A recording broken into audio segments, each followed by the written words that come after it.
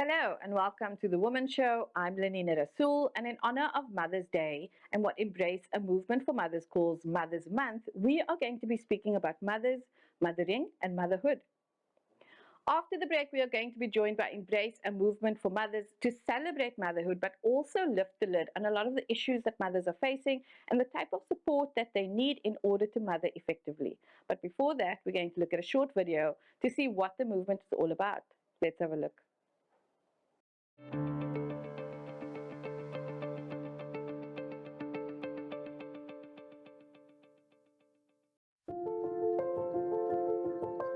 We as mothers and mother supporters believe we are diverse but united by our common experiences of motherhood. Every mother can gain from and contribute to the movement. Every mother is the expert on her child. Every mother is worthy of care and support. We listen first and then speak. We encourage and support rather than judge and criticize. How we do things is as important as what we do. Our voices and stories are powerful. what divides us needs to be diminished. Friendship and community are critical for our mental health and well-being. We acknowledge and value the role of culture and beliefs in the way they shape our motherhood journey. There are many good practices of motherhood, but no single way to mother our children. We have the right to celebrate our children and to honor our role as mothers of the next generation.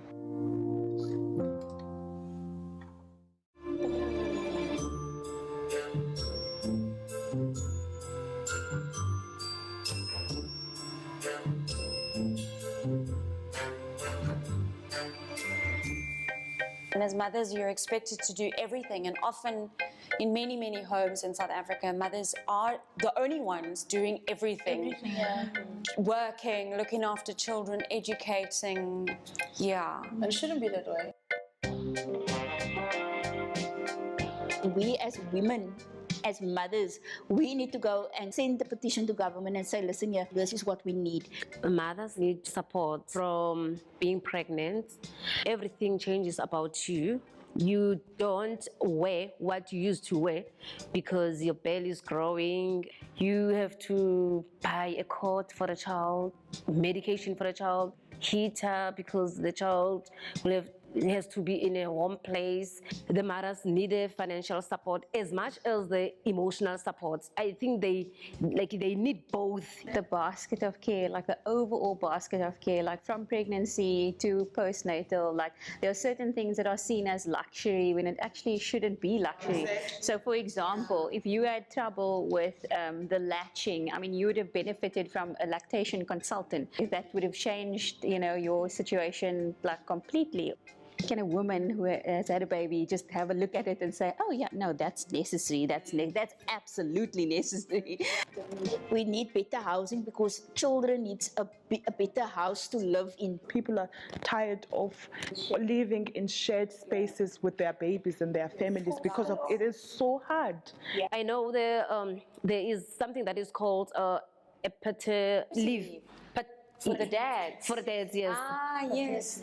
I think that should be extended because the mothers, they also need that support from the fathers. Can being a homestay mom recognized as a job, a full-time job? I haven't given birth in a day hospital, but the stories that I hear is so inhuman. The baby must basically be almost out before she can come to the day hospital. They send you home if you're not 8 centimeters. We need to look at those kind of things to say, government is failing here. This is actually a journey too, You literally don't know what is happening to your body, what you're processing, the pregnancy, all the things that are happening with your body, the giving birth, the having a baby, it's all a learning. We as older parents should try and take younger mothers under our wing. And especially when it comes to our younger teenage girls. Going around in the communities, in the schools, that will help so much, like in primary, because those children, they fall pregnant at the very young age of 12 years. The children, they ended up speaking with their peers, and then they don't give each other a good advice. They will give them how fun it is. You should experience it, stuff like that, you know. If maybe there will be like a radio station whereby the teenage pregnancies explain to others how did they experience being a teenage mother. I think that each and every young mother should have a psychologist. I think there should be a psychological program that mothers should attend. It shouldn't be something that's just there for people who has money. Those opportunities can only happen if we as mothers also take it in our own hands to say and go to the healthcare facility and say, you know, I'm not working, but I'm a mother. I can volunteer so many hours here at the healthcare center, and I'll be available for people to come and ask me about what it is that they're going to experience. And I think the capitalist programs that we have around Mother's Day should change. Mother's Day shouldn't be about the present. Mother's Day shouldn't be about making money. I think Mother's Day should be re-identified, and it should become a day of agency, where mother speaks out in terms of what it is to be a mother, what it takes to be a mother, and how do we define motherhood.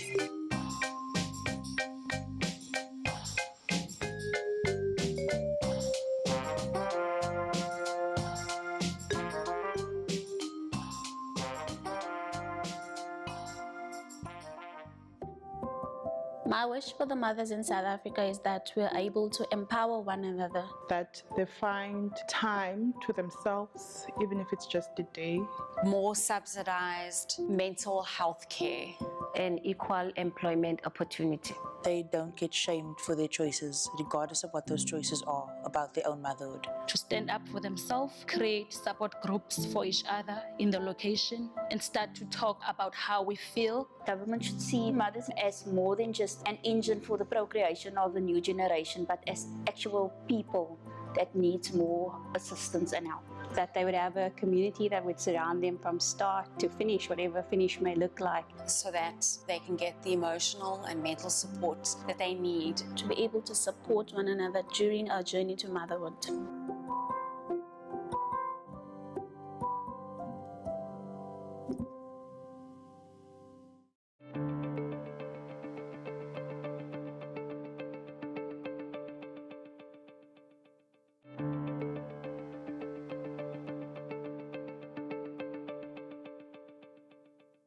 Welcome back. You're still watching The Womxn Show, and in honor of Mother's Day, or Mother's Month, as Embrace the Movement for Mothers call it, we are speaking about mothers and motherhood. And joining me in studio is Julie Mentor, who is an Embrace movement leader, and Qaanita Rossier, who is a Mamandla Fellow with Embrace. Ladies, welcome, and thank you for joining us. Thank you so much for having us. So, Julie, we've had you on before. We've spoken about mothers before, but for context and to take us into the conversation, can you tell us more about Embrace the movement and some of the initiatives that you guys have? Sure. So Embrace is a social movement for celebrating motherhood. We believe that mothers need to be valued in society, socially, economically, and politically. And so we're working to meet those goals and transforming the world to be a world that's actually worthy of mothers. And definitely as South Africans, a country that's worthy of mothers, we have a number of different sort of advocacy issues that we work to address that will work to benefit the sort of the world for mothers as we want to see it. And one of those initiatives is that we are also, we have a fellowship called the Mamandla Fellowship, where we're wanting to elevate the role of leaders, mother leaders in society, connecting them together in the form of a fellowship that sort of rolls year on year, taking new fellows in, and kind of making sure that those who are selected to be fellows are well connected and supported to be who they are meant to be in society, leaders for mothers. I love that. I love the way you said mother leaders. And we don't usually think about it that way, but I mean, mothers do lead. And the Mamandla Fellows sounds really good. And I know that it's also about connecting, as you said, connecting mothers to each other. Qaanita, you are a Mamandla Fellow. And so I wanted to ask you to just tell us more about like what that is and what it's been like for you. So the Mamandla Fellowship has been an amazing platform for us just to be within a space that provides like safety, non-judgmental, like listening. And we find that we're able to listen to each other's stories, share stories about motherhood. And these conversations, we are able to go out and have them in our own communities, and that's just been like transformational for the fellows that are part of this year's cohort.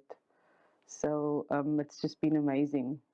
I mean, thinking about a space where you said is safe and non-judgmental to speak about motherhood is actually sort of mind-blowing, because it's not a really safe thing to talk about. And Julie, when I emailed you, I was like, I told the story about hair, our children's hair, our daughter's hair, and just like the pleasure to brush it and wash it and do this, and how much labor it is, and how we're not supposed to complain about it, right? So even little things like that, it's not, we know, research has not seen as labor, so we're not supposed to talk about it in that context. Qaanita, in your profile, on your Mamandla Fellow profile, you also said, and noted that your passions are social development and mental health. And I thought, what a good thread, because what we also don't talk about is because we don't recognize motherhood as labor, we don't recognize the care burden, there's a lot of shame attached to it. There are issues around motherhood and mental health. And so I wanted to ask you in these conversations, and I think with your focus on mental health, does this come up? I mean, do you have any comments on motherhood and mental health? I think my own initiation into motherhood, I was very well supported, but I still felt extremely alone. I don't know how that works. So it got me thinking, like, I remember clearly thinking, why didn't anybody tell me? Like, why didn't somebody warn me I was going to feel this way? And the more mothers I spoke to after that, the more I realized it's not just me, we're not talking about how difficult it can be sometimes, because when the baby comes, you expect it to just be like smiling and happy all the time. But there's a lot that goes into it. And I think that the more you think about it, a healthy mother who is, well in terms of mental health wellness, that kind of mother can be the best sort of mother for a child. But we don't always have that support. We don't always feel like we can, be the best versions of ourselves, because there's an invisible load.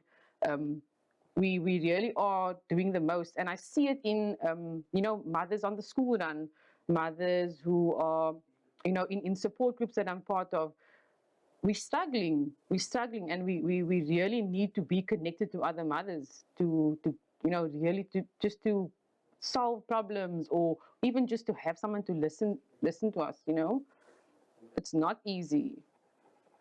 I hear everything you're saying, and I'm obviously also a mother, which people know, so that resonates so much. It's I always tell people, like, I gave birth on this certain day, and then my daughter and myself were readmitted because she had yellow jaundice, and I didn't even know what that was, actually. To be honest, I didn't know what it was, but she was put in the thing with the blue lights, and at this point, I'm still like, here's this thing. So there wasn't this. All of a sudden, they give you this child, and you like in the movies, right? In the movies, and you bond, and you look into their eyes, or whatever. I was just like, yes, this little alien thing, and the way I tell the story is like, I didn't know what to do. Now she's sick and she's crying and she's in this blue box, and I don't know how to breastfeed properly yet. The nurses are coming in to try and show me. And there was a moment when she, because she's naked in the box, so she poops all over the box, and I have to clean it. And I remember just thinking, okay, wait, that's my job. I'm just here to like come and take care of things, right? And so that was like, so I always say I gave birth on a certain day, but the day I became a mother was when I had this like insight, right? And that does, it messes with your mind, because you think it's supposed to be like the movie version. Exactly. And so, Julia, I also want to ask you, having been part of the Embrace movement from the beginning, how does, your thoughts on motherhood and mental health, but then also, having created this platform to bring mothers together, to have this connection, to create safe spaces, like how necessary is that? Yeah, I mean, I often say the early stages of motherhood, you often feel like you're in a room with no view, or you're doing a silent scream, you're screaming and no one's hearing you. it's one of the most transformative experiences a person can go through, that journey into motherhood, that transition. There's even a term for it, matrescence. You know, it's not a single day event, but it is absolutely transforming.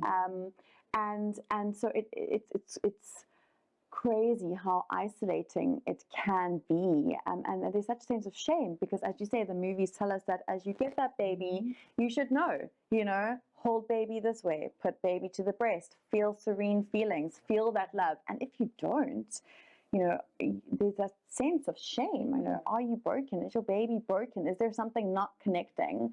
And I think one of the things that we really value as Embrace is the power of creating these safe spaces, because what opens up those little rooms with no view is being able to see another mother who is going through the same thing, and that sense of you are not alone, you know, is really just so powerful, because it is an experience where solidarity can really be found. It doesn't matter that, you know, we all three of us could have given birth in different hospitals in different part of the cities in different years, you know, in very different contexts. There are parts of that motherhood experience that absolutely will connect other mothers to each other, and that's powerful.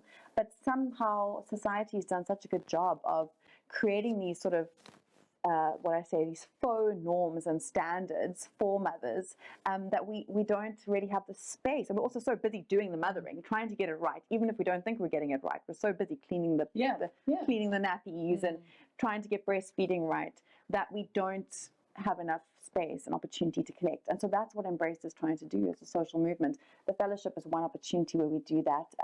It's kind of it's a very intentional, it's a year-long journey that the fellows go on, and we bring them together in physical spaces. I often say that whatever the program is often the secondary kind of thing, because what you actually just need is a platform. Mothers just need an opportunity to come together with the realization that there's trust created, and so we speak freely. And when we speak, you know, it's like fires on all sides. It's magic. But for our work outside of the fellowship, it is about creating virtual conversations, community conversations, intentionally saying, you know, not just how is the baby doing, but how are you doing? And even that's probably not the right question, right? Often it's, you know, Nina, did you sleep last night? Or what's the last meal that you ate? When was the last time that you had a cup of tea? You know, those simple questions that show care and concern and give that space for you to open up are so powerful, and we need to be having more of them, because actually we're all going through the same thing, and we're all suffering in silence. And I've got to believe in the world that it doesn't have to be that way.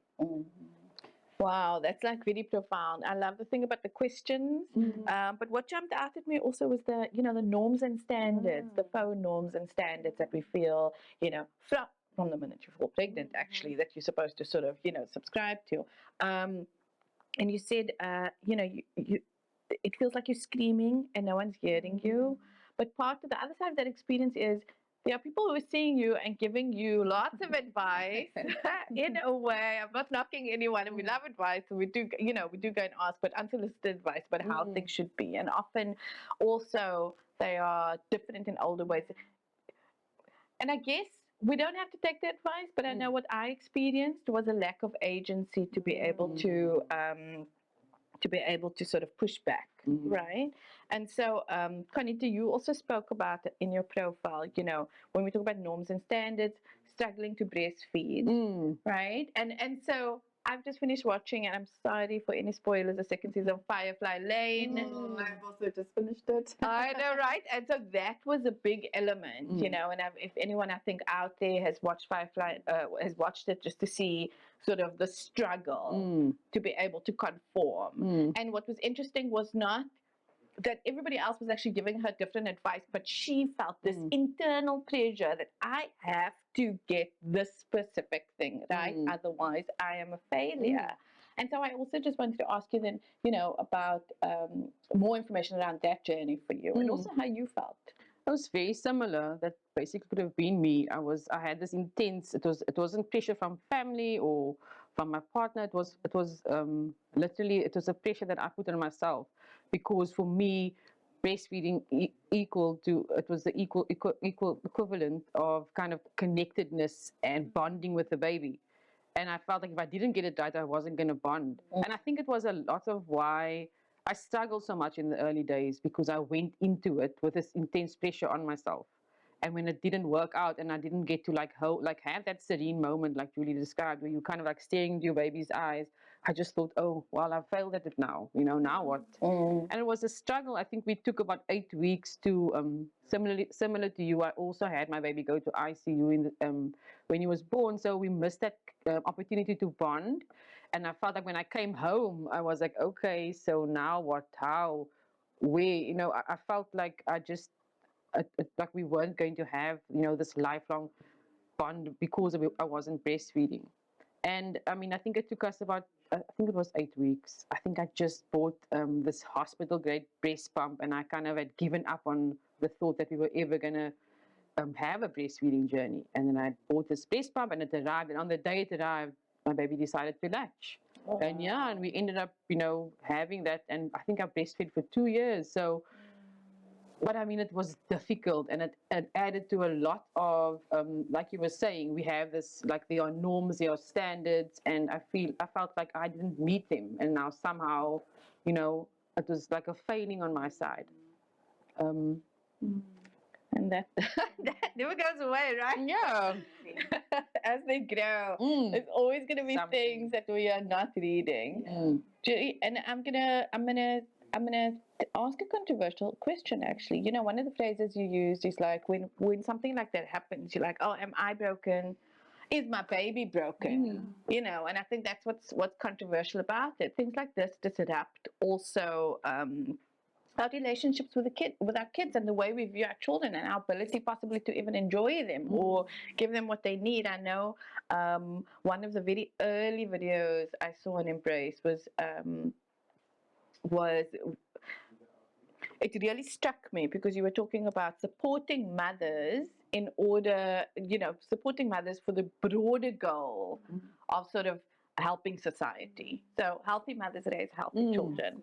And so, we're opening up the conversation here. We're trying to bring some of the narratives of the safe space into this broader space, that we're hoping that, you at home can also feel like you're not alone.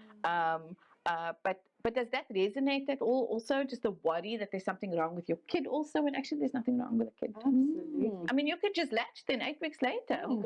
There's no rhyme or reason for that. But And again, I think it speaks to that absolute need for us to be broadening these opportunities for mothers to connect, because there is no single story of motherhood, and but if you're given a particular narrative, this is how it works. You do A, B, and outcome is always C, and that's what you see, and that's what's being promoted. That's the sort of health promoting messages that are being shared.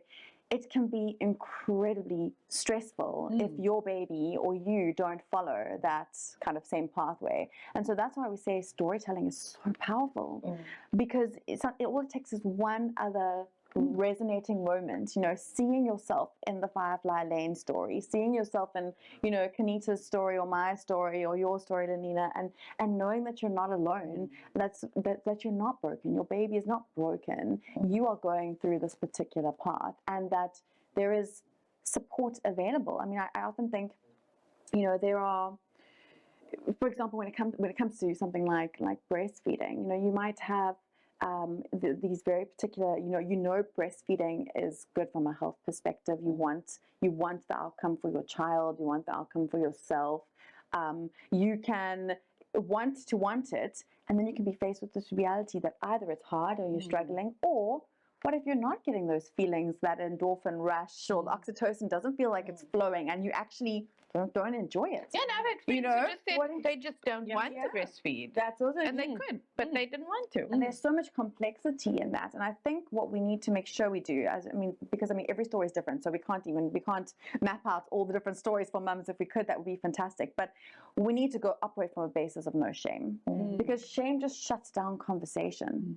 And what we really need to be doing is encouraging mothers to speak up and to connect and to feel seen.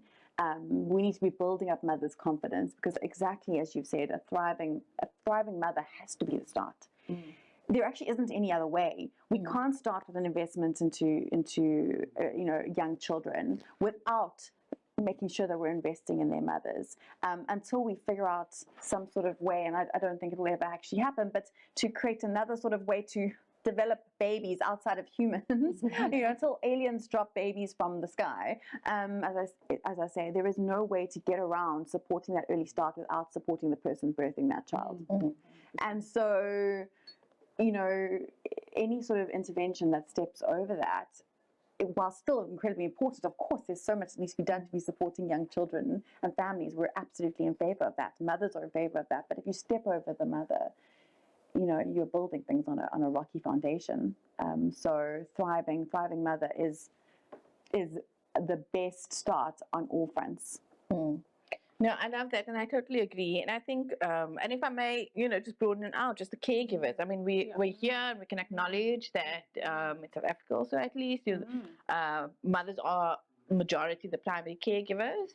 But when you said, you can't sort of overstep, you can't just take the baby, and the person caring for that baby needs to be healthy. And if that person isn't healthy, then they're not able to provide adequate care. And I think when we think about care again, we're thinking about feeding, and we're thinking about all of those practical stuff, all the labor. There's a distinction, all the labor. But then also you can provide all of the labor, but none of the emotional stability, attachment, etc.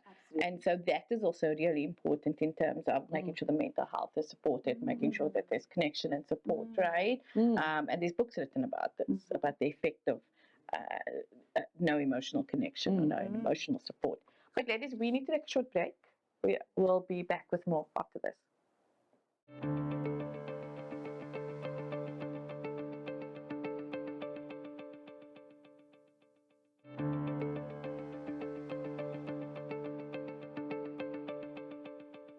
Welcome back. You're still watching The Womxn Show, and we are still speaking about mothers and motherhood. And still with me in studio is Julie Mentor from Embrace, a movement for mothers, and she is an Embrace movement leader over there, and Qaanita Rossier, who is a Mamandla fellow with Embrace. And so, ladies, we've said a lot already.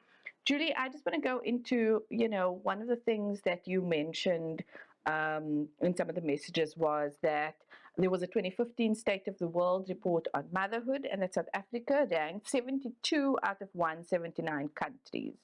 And specifically, while this is not the lowest, it shows that South Africa is not a country that adequately supports mothers. And I know, in the previous sector, you were talking about how motherhood is also political, besides economic and social and so forth. Can you tell us a little bit more about that? Sure. So, maternal and neonatal health indicators are a good way to get a sense of how a country is doing in terms of prioritizing their human development and their human care, and definitely how we treat mothers. It's a good number to sort of look at to see how well or how not well we're doing.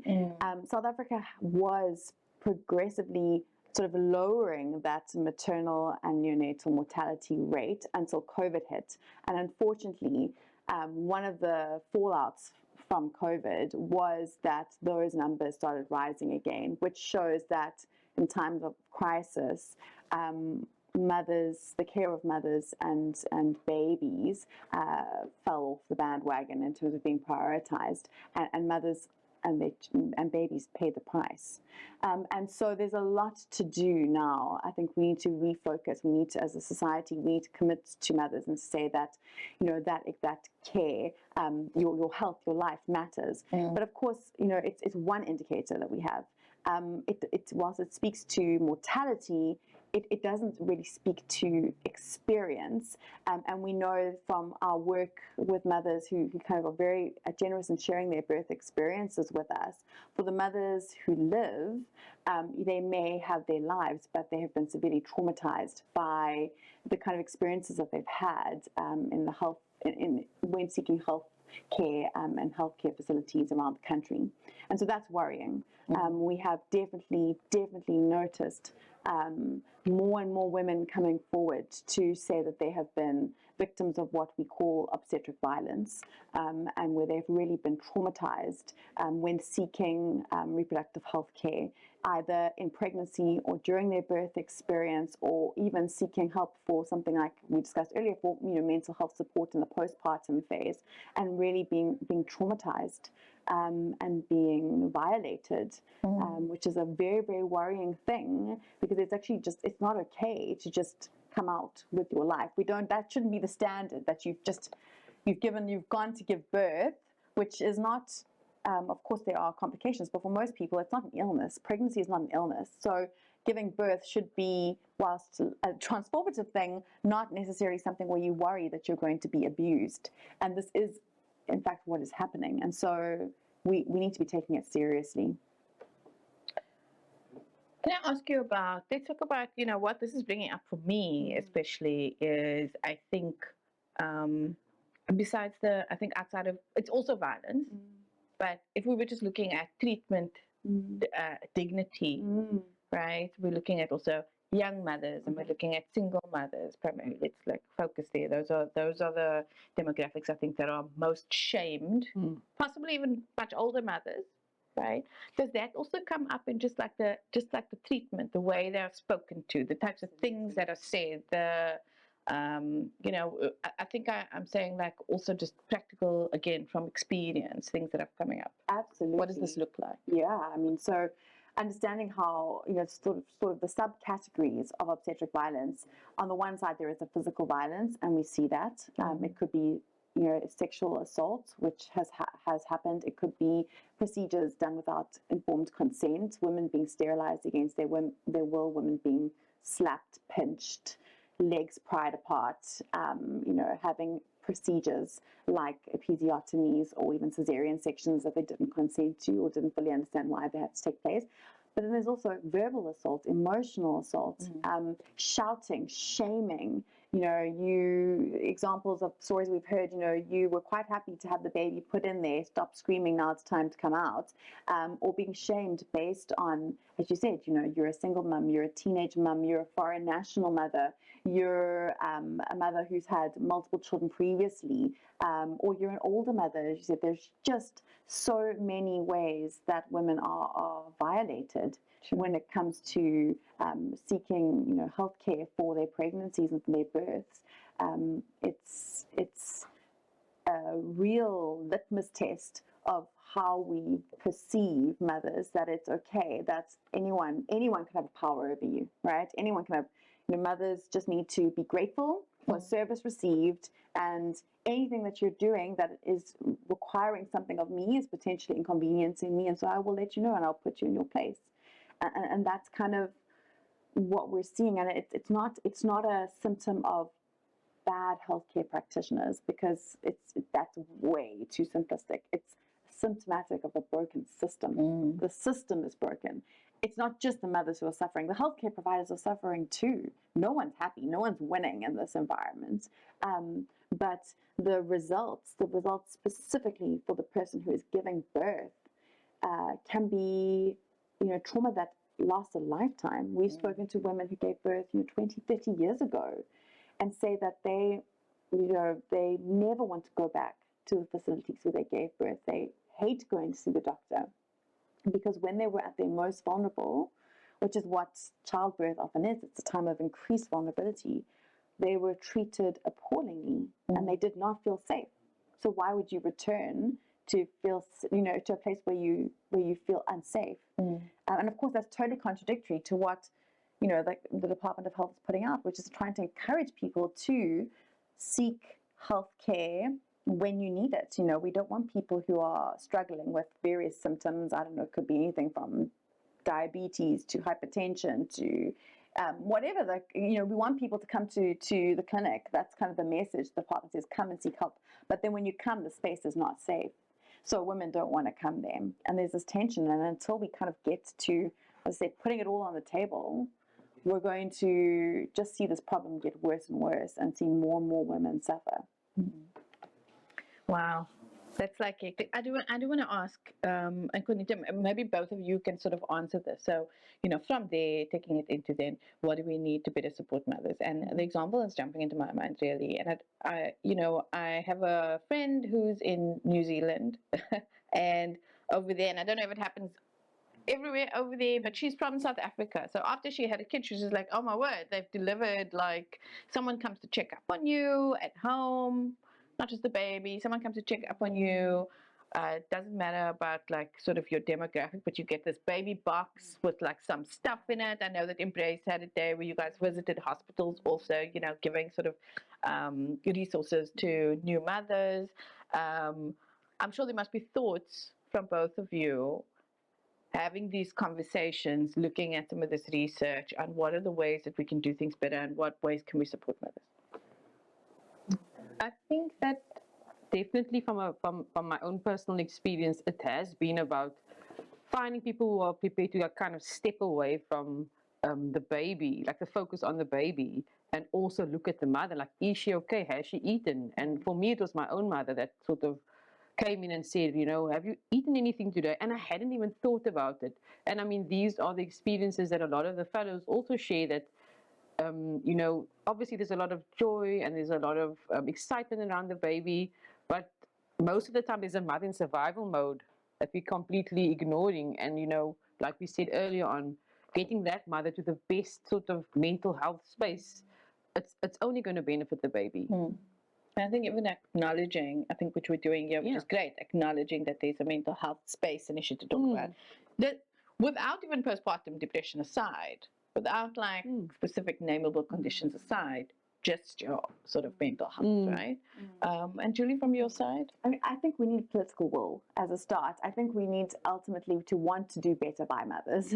And there's so many different interventions. I mean, first of all, I just want to say that obstetric violence is not a uniquely South African problem. It's a global problem because the way the world treats women and mothers is unfortunately the same all around. But there are different interventions that exist, and I think anything's possible. Sometimes we're quick to say, how would you afford that? How would we afford baby boxes?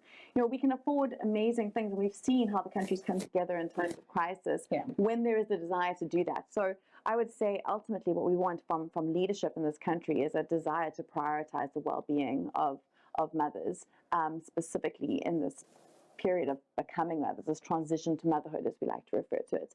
And then some of the things, of course, there is, as I said, because obstetric violence is so systemic, there are big structural shifts that need to happen so that we can properly equip and care for our healthcare providers, because someone who has their cup full is able to then care better for others. So of course, and those are things that are structural. They look at it, it's sort of sitting at training institution level, at continuous support, looking at the working environment, looking at there's resource needs at hospitals.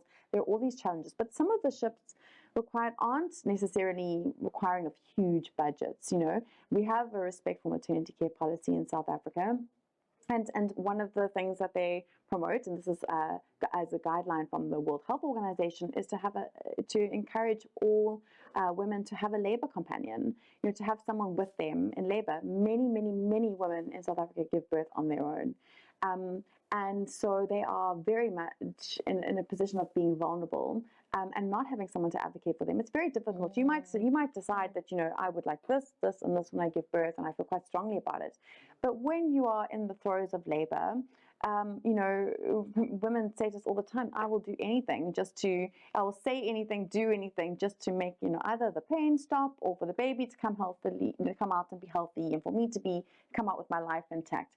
But if you have someone who knows your wishes well, whether it be a partner or a family member, your mother or a sister or friend, or even someone with a bit more training like a doula, so a birth companion who's kind of got some basic training, non-medical, but support, that would go a huge way to ensure that mothers are advocated for, that these violations, it's going to be much more difficult to pinch someone's thighs with their mother standing right by you, with someone watching. Or with someone watching. That makes so much sense. And that's not something that we're asking of. I mean, of course, we want, for example, doulas to be more available, and that might require programmatic support.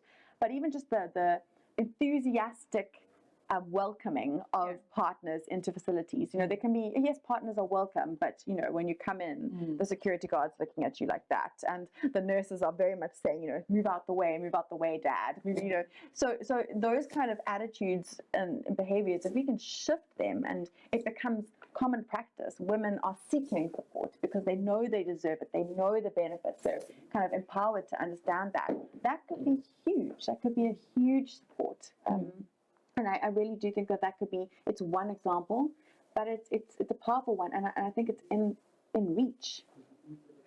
That is very powerful, and there's a lot of ways for us to think about it. And I think for us at home, you know, even as citizens, as mothers, as children of mothers, everybody's a child of a mother, looking at, you know, how we engage with policy also on this, because I'll be honest, I wouldn't have thought about like even engaging in policy on the topic of motherhood. We are so removed from sort of the political conversation that I'm really happy that you brought that up and opened up that space for us. Qaanita, I wanted to, just before we go, also come to you and just ask you again, in your Mamandla profile, you said something so profound, right? You wrote, you said, you know, once I became a mother, there was a worldview change. When I looked at the safe houses and orphanages we work with, I couldn't see the child who suffers abandonment and neglect without also seeing a mother who has been severely abandoned and neglected by the socioeconomic systems in South Africa. And I thought such an interesting change, because just from a narrative perspective, when we think about abandoned and neglected babies, we blame mothers. Straight. And I'm not saying we shouldn't blame anyone for that, or that no one's responsible, but it's a different way to think about what is needed. Also, I think from a child protection perspective, right? We're thinking about motherhood from a child protection perspective. And I just wanted to ask you if you could expand on that. So I think it's easy for us to stop there, to be like, that mother is neglectful, but it's so much less helpful, and it's not adding to like the solutions around how we fix it. And like Julie said, the system is broken, and a lot of these mothers in under-resourced areas may have had experience with obstetric violence, may already be in a relationship where there's gender-based violence, may live in a violent community, may have their own intergenerational trauma, and now the expectation is that she's supposed to hold this baby with love that she's never experienced. So I think that, like I say, we could stop there and leave it there, but I think that the better solution is for us to try to speak to these mothers and find out what is their story, and how do they want to be supported, and how do we get to the point where before the mother falls pregnant, she's already in a mental health wellness state, you know, as opposed to, you know, having these babies in these very traumatic situations, and these communities that are ridden with trauma, like that are years old, you know. So that's definitely been a shift for me, and it's been my own experience with motherhood where I felt like it's a very natural thing to love your baby and to feel connected. That's all very biological, and it's very spiritual, it's very emotional. And when a mother doesn't experience that, is it the mother that's like broken, or is it the system that's broken, and what needs attention, you know? That's very interesting. There's a book that's written by Oprah, co-authored by Oprah and Dr. Perry, I can't remember his first name is now, and it's called What Happened to You. And one of the case studies specifically in that book, I don't know if it was in that book or one of his other books, but there was a case study about a mom who had never experienced love. This kid came into the hospital because she wasn't eating. The baby was not feeding. And what he discovered was that the mother didn't know how to love the child because the mother had never been loved. And what he did was he put them both with a house mother. For both of them. And for him as a psychologist and a neurobiologist, that changed his perception on how important just love is. Things like love, things like hugs, things like, you know, this house mother actually mothered the mother so that she could be able to first see it, understand it, and then be able to do it. And so I'm just saying that because it's really, you know, it's an interesting link. We have 5 minutes left. So I wanted to ask last words to not just the mothers out there and everyone else. Sure. Big ask. I was about to say, that's a big ask. Yeah. I think just a reminder that you are worthy. I think it's such a simple sentence, probably overused, probably sitting on some plaque on someone's house, but the actual meanings of the word, like that phrase, you are worth the time, the resource and care that you need in order to thrive, because you are a human being who is valuable and worthy of our respect and of your dignity being maintained. And so I think, we all come to motherhood in different spaces, and I don't know everyone's story. I don't know, we know parts of the story that you're willing to share, but there's always the parts that you aren't willing to share. But I think having that, working from that assumption, I hope will allow mothers to reach out when there are challenges in place, knowing that they are worth the care and compassion that others want to give. Yeah. And I think that's our thing. From Embrace's side, we know that a motherhood that is connected is so powerful. Like, mothers really can change the world. Another cliche thing that probably sits somewhere, but needs to be said. Yeah. We really are raising the next generation, but we also have learned so many lessons on the way that mean that we can, as I said, we can change big broken things in this country for the better. So you are worthy. Ask for the help, take the support, reach out, make a mom friend, do one brave thing for yourself. Because you are worthy, and we're so glad you're here. I love that. Qaanita? So for me, I think I just want to encourage people to find a mother, whether it's your own mother, whether it's a maternal figure, and really speak to her and find out how she is, because a lot of the times we have this one-dimensional view of what a mother is, because a mother is the last person to sort of be served at the table and the last person to kind of care about herself. So go out there and find out, how is this mother doing?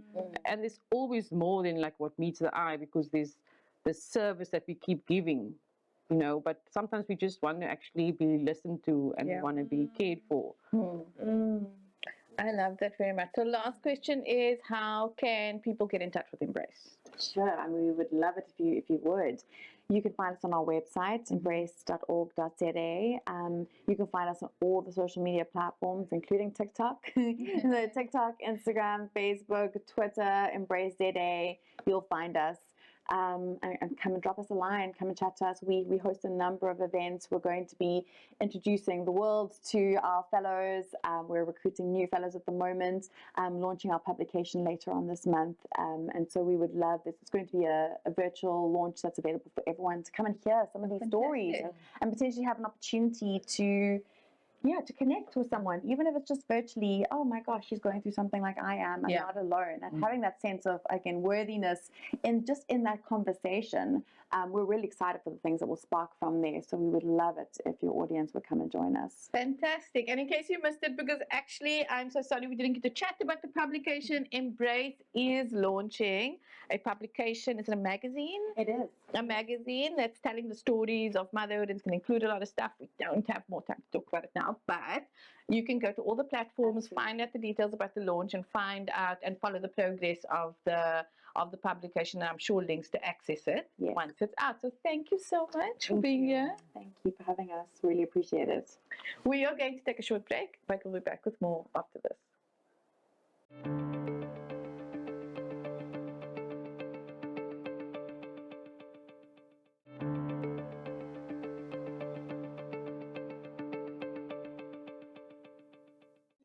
Welcome back. You're still watching The Womxn Show, and we've been speaking about mothers and motherhood. Now, we've spoken a lot about this topic, but what we forgot to speak more about is the fact that Embrace has just launched a new publication by mothers for mothers. And to commemorate the launch of the publication, we are going to have a look at some video narrative from the Mamandla Fellows about their motherhood journeys. Let's have a look.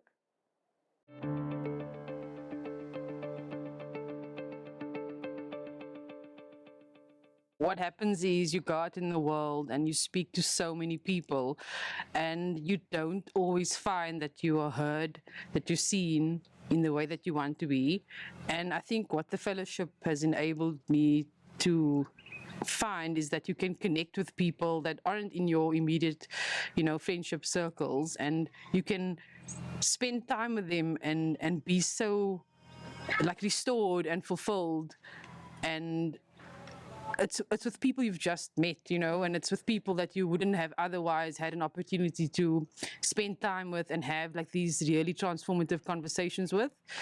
And I think that motherhood, even womanhood, it's such a difficult space. I mean, I speak to women on a daily basis who are just struggling under like the crushing pressures of being a woman, being a mother, managing so many different things, and to come to these spaces that Mamandla offers and to just feel like you have a space to be completely like you're not judged.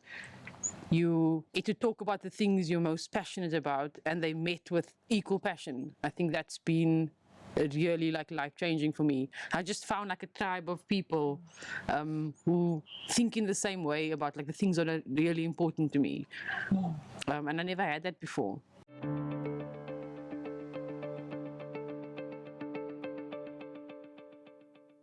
That was some video narrative from the Mamandla Fellows from Embrace a Movement for Mothers. And that brings us to the end of our hour together. Now, if I can take out one thing from the conversation we've had, it's that as mothers, you are worthy of time, resources, and support. Thank you for joining us. I'm Qaanita Rossier. Goodbye.